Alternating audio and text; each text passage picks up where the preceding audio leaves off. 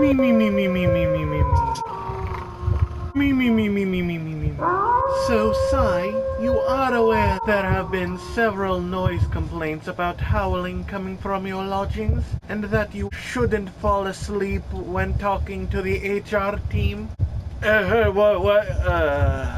Oh yes, sorry ma'am, I just got a new husky and he's not used to the new place yet, so he gets a bit stir-crazy. I'm trying my best to calm him down, but, well, I think you've heard the results. Ah, I see. Yes, those can certainly be a challenging breed, especially all of their howling. You would swear they sound like wolves.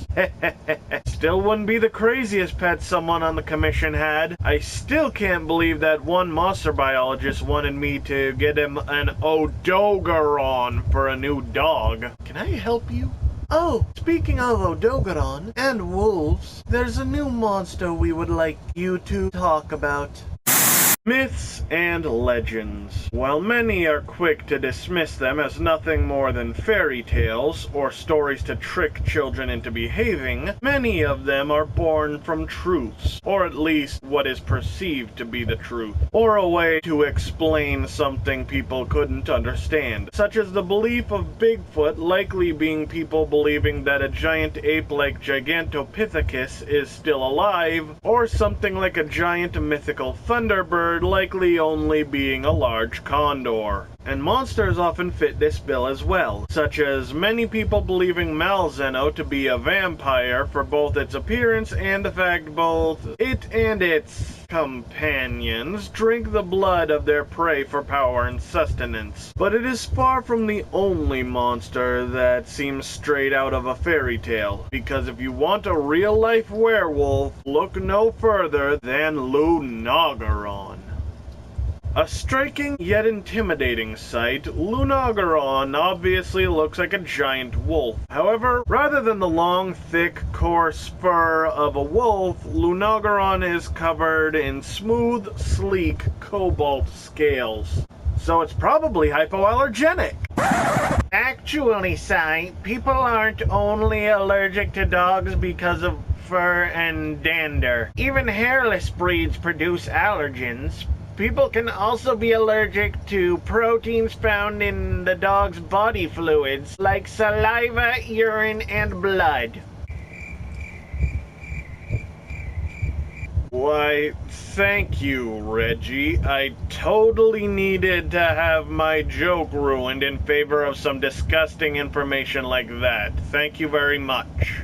Anyway, other than these scales, Lunagaron also has a nice pop of color in the icy blue ridges along several parts of its body, mostly its back, shoulders, hips, and most notably its tail, the ridges making said tail form into 3 points in a triangular shape. And if one were to look closely, they would also notice a cyan glow in the gaps between its scales, stemming from an opening in their scales on the chest. More on that later. But most notably of all, it has some vicious-looking red claws on its paws, serrated much like their cousin, the Odogaron. But something a bit more important to note is that their paws are structured almost like human hands, with 4 claws as fingers and another as a semi-opposable thumb, meaning this wolf actually has more fingers than a wyverian. So, as one can likely tell from looking at it, Lunagaron is an icy monster most commonly found in the frozen peaks of the Citadel, while also enjoying trips to the Frost Island. However, you would be gravely mistaken if you believed that was the only place you could find them. Due to a specialized organ in their chest, dubbed the Lunagaron Blue Core, they are able to freeze the air they inhale, offering them supreme thermoregulation, allowing them to handle a wide range of locales, from the more temperate forests of the Shrine Ruins to even the tropical reaches of the Turosu jungle. And while many of you have likely heard wolves howl at the moon, that's a myth. They just tilt their heads up so the sound travels further. Lunagaron, however, do have a strange fascination with the lunar body body and will sprint up whole cliffs to bask in the moonlight and howl to the moon. As for their behavior, it is believed that Lunagarons mate for life, or at the very least, raise their litter of pups together, as the pups are born altricial and need much care from their parents. They are known to carry their pups by the large ridge on their back in place of the loose skin on the nape of the neck.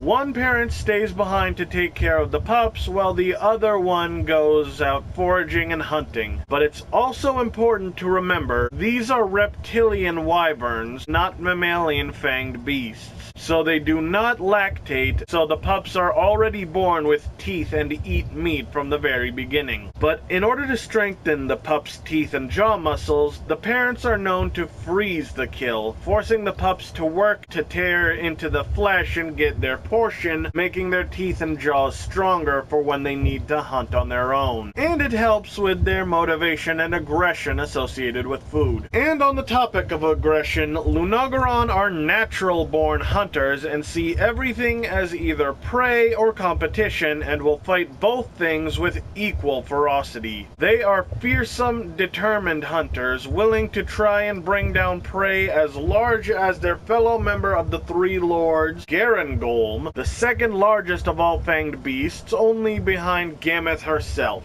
And it will face any competition head-on with no hesitation, taking on the much bulkier fanged wyvern Zinogre and the final member of the Three Lords, Malzeno. I mean, it gets thrown around like a rag doll, but it does manage to do significant damage by freaking suplexing the Scarlet Fever, who I may remind you is capable of fighting and defeating Geismagorm, who is more than twice its size. So Lunagaron is definitely not to be underestimated. So what happens when that aggression is turned towards you? Well, it's the fastest of the Three Lords, if you don't count Malzeno's teleportation, and it can run you down and barrel into you at high speeds, as well as swing its head and sweep a wave of snow and ice at you. And as one might expect from a literal wolf, it can bite, pounce, and claw at you. And it's incredibly agile, adding some 360 spins and even some backflips to its biting attacks. And as I've mentioned about a dozen times by now, Lunagaron is a very icy monster because it can use the ice element, performing huge arcing jumps over its prey while breathing several large chunks of ice to rain down on said prey, releasing bursts of frigid air as it runs, or let loose a cloud of freezing vapors as it howls to chill anyone that gets too close. But now, I'm sure you are all curious as to why I refer to Lunagaron as a werewolf. I mean, so far it just seems like a normal wolf, except the fact it has scales and breathes ice, right? Well, that's where you'd be wrong, because if Lunagaron starts struggling with the fight and gets upset, it will do something extraordinary by turning off its thermoregulation, causing its muscles to heat up and swell as its front limbs turn red like its claws, and it will stand on two legs, forming a coat of ice armor to defend itself from attacks, as well as coating its claws in ice to make them larger and deadlier, perfectly combining an impenetrable defense with a ferocious offense. And even its roars change, starting as a majestic wolf-like howl and turning into the fearsome roar of a dragon with just the hint of a howl at the end. And with a new stance comes new attacks. It now employs more rapid claw slashes with its front legs, now more like actual arms with a much greater range of motion. It can sweep its hind legs back to kick anyone on its side or behind it, plant its hands down on the ground and drag them forward with its claws, tearing up the ground and path towards its target, sometimes with the inclusion of ice depending on the terrain or if its claws are encased in ice. However, don't think that doesn't mean it can't rely on old favorites from its quadruped state, such as charging forward on all fours, big pounce attacks, now with an icy explosion added on, or leaping over you and raining down ice chunks. And speaking of ice, it can now also breathe a huge cloud of frost vapor in a line straight in front of it at great distances. And somehow they gain a knowledge of martial arts, performing a devastating spear hand attack, especially when its claws are coated in ice. And that knowledge includes a number of grapples, from simply slamming its hand down on you to a pincer attack that will slam you between both paws, or its most horrifying attack of all, where it knocks you down with a paw slam before grabbing you and holding you in both hands and,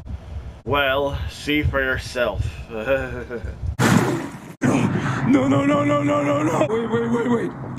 Wait.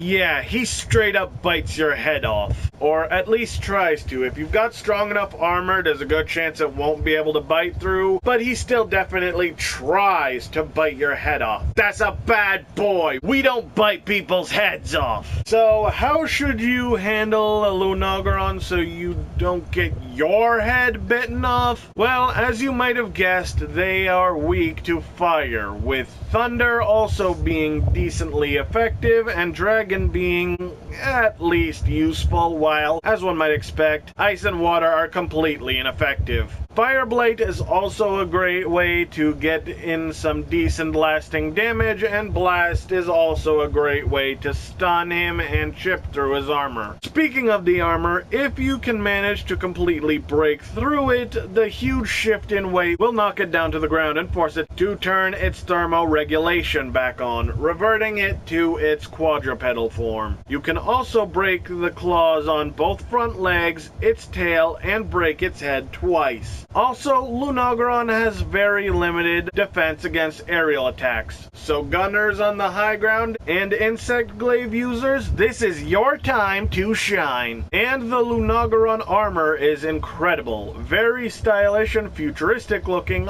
almost gives off the vibe of an anime hero like Kamen Rider or something. Plus, both versions have a cute built-in ponytail. And of course, the weapons are equally amazing. Sleek yet rigid and intimidating, with the dual blades basically being like wearing a set of Lunagaron's claws.